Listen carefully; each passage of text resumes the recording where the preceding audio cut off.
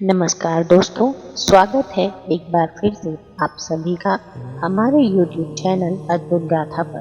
दोस्तों, सबसे पहले तो आप सभी से हाथ जोड़कर चरण छूकर क्षमा प्रार्थी हूँ इतने दिनों तक चैनल से दूर रहने के लिए और चैनल पर एक भी वीडियो अपलोड न करने के लिए। दोस्तों, अपने जीवन के किसी कठिन समय के कारण मैं इतने दिनों से चैनल पर एक भी वीडियो नहीं अपलोड कर पा रही थी। आशा करती हूँ अब आप सभी मुझे उस त्रुटि के लिए, उस भूल के लिए क्षमा करेंगे और अपना स्नेह, अपना प्रेम, अपना सहयोग पुनः मुझ पर बनाएंगे। इस समय मुझे आप सबके सहयोग की, आपके प्रेम की और आपकी क्षमा की सबसे ज़्यादा आवश्यकता है।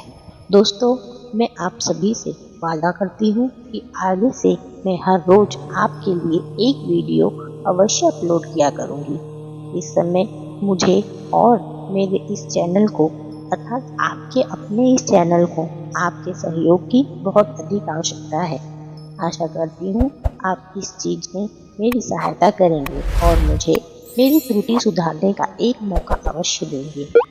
दोस्तों, जिस मैंने आपसे वादा किया मैं आगे से हर रोज एक वीडियो अपलोड करूंगी, इसलिए आप सभी से ये विनती है कि आप सभी अपना नोटिफिकेशन ऑन रखें ताकि जब भी हम वीडियो अपलोड करें सबसे पहले आप पर उसका नोटिफिकेशन अवश्य मिले।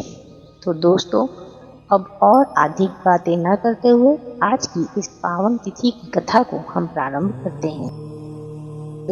जय श्री कृष्ण, जय श्री हरे विष्णु। दोस्तों, आज हम जिस पावन तिथि के विषय में चर्चा करने जा रहे हैं वह है उत्पन्ना एकादशी। धर्म ग्रंथों के अनुसार यह एकादशी केवल एक व्रत की तिथि नहीं है, बल्कि यह दिन है जब स्वयं भगवान विष्णु के तेज से एक महाशक्ति का जन्म हुआ था। यह तिथि मार्गशीर्ष अर्थात अगहन मास के कृष्ण पक्ष में आती है।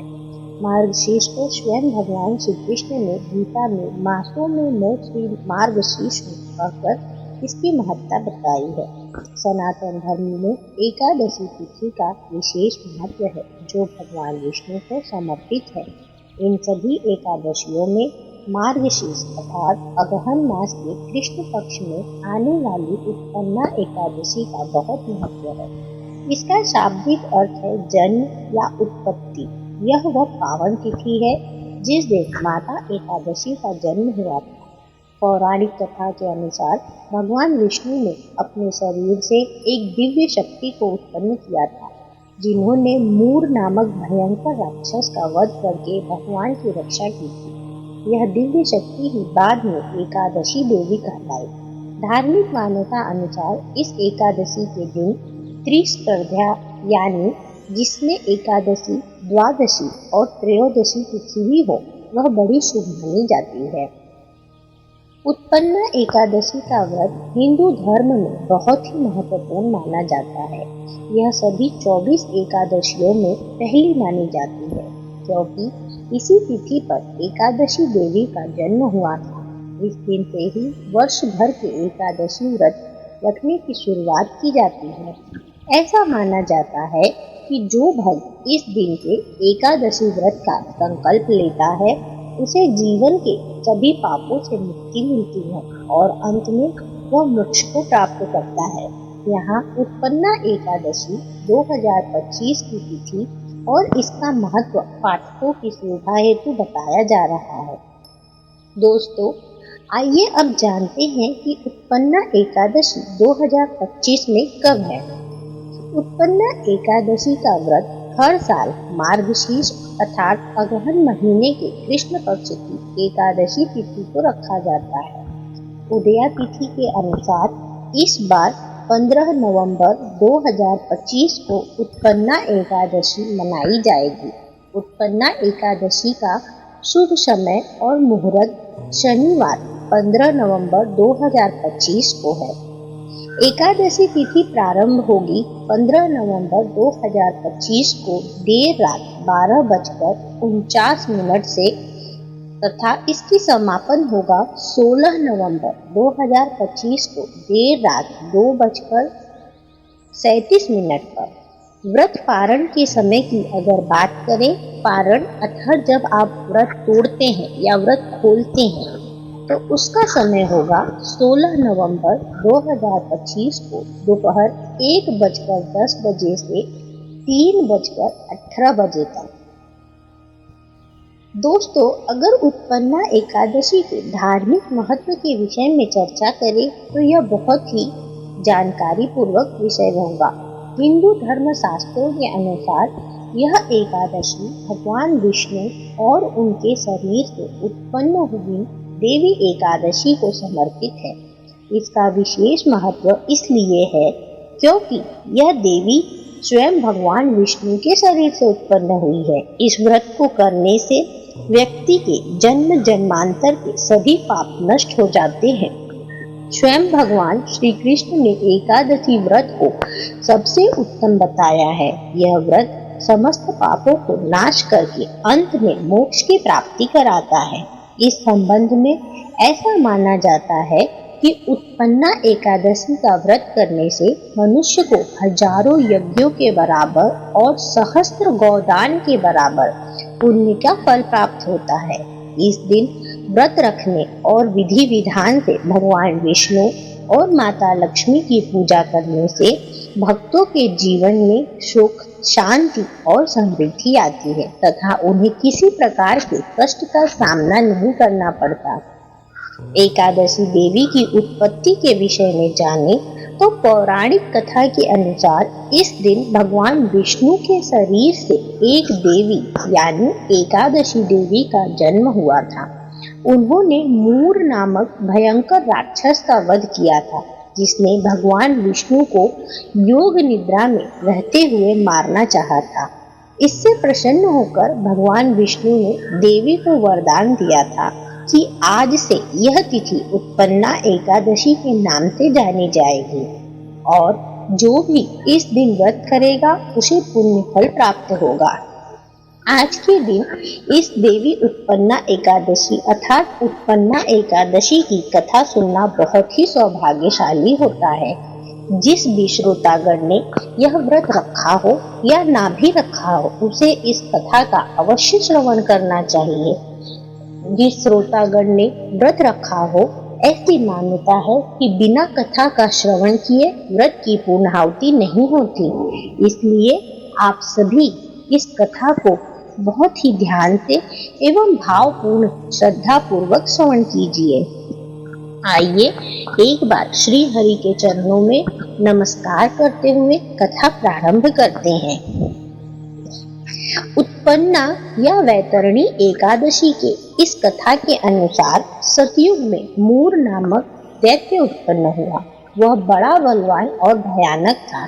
उस प्रचंड दैत्य ने इंद्र, आदित्य, वसु, वायु, अग्नि आदि सभी देवताओं को पराजित करके भगा दिया।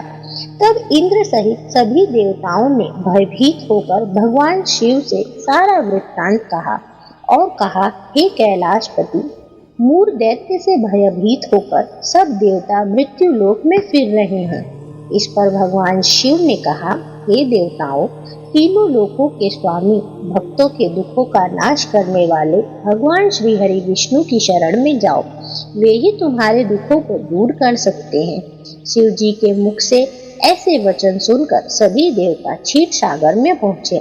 वहां भगवान को शयन करता देखकर हाथ जोड़कर उनकी स्तुति करने लगे कि हे देवताओं द्वारा स्तुति करने योग्य प्रभु, आपको बारंबार नमस्कार है। देवताओं की रक्षा करने वाले मधुसूदन, आपको नमस्कार है। आप हमारी रक्षा करें। दैत्यों से भयभीत होकर हम सब आपकी शरणों में आए हैं। आप इस संसार के कर्ता धर्ता, माता पिता, उत्पत्ति और पालन करता और संहार करने वाले हैं। सबको शांति प्रदान करने वाले हैं।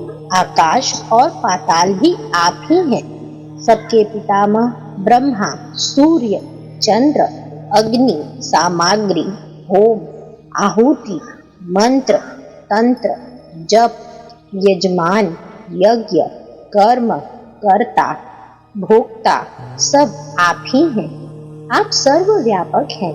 आपके सिवा तीनों लोकों में चर तथा अचर कुछ भी नहीं है। हे भगवान, दैत्यों ने हमको जीतकर स्वर्ग से भ्रष्ट कर दिया है। और हम सब देवता इधर उधर भागे भागे फिर रहे हैं। आप उन दैत्यों से हम सबकी रक्षा करो।